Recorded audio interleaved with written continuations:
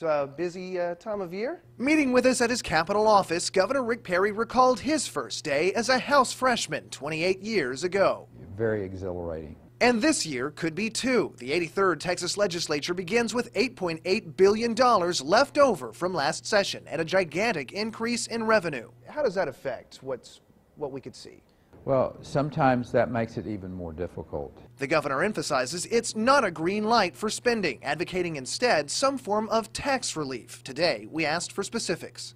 Make the small business exemption, businesses that are between $0 and $1 million, exempt from the margins tax, exempt from the business tax. That's one idea, and one that we hope they'll make permanent. After cutting $5.4 billion from public education last session, this legislature will face a fierce fight. Should there be any increase in funding beyond just adjusting for enrollment growth when it comes to public education? There's not any doubt that there's going to be more dollars flowing into public education, partly just because, as you said, the growth that we've had. All the other programs should be looked at.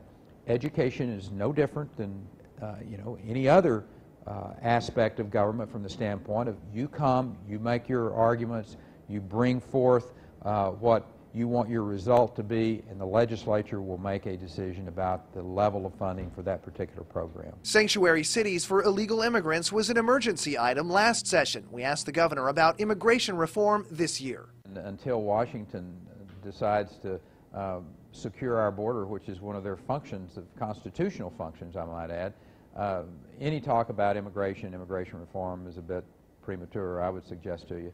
Speculation continues regarding the governor's future campaign plans, as well as those of Texas Attorney General Greg Abbott. A source very close to large Republican donors has said that General Abbott has indicated to those donors that he does intend to run in 2014 for governor. Everybody gets the freedom to do that.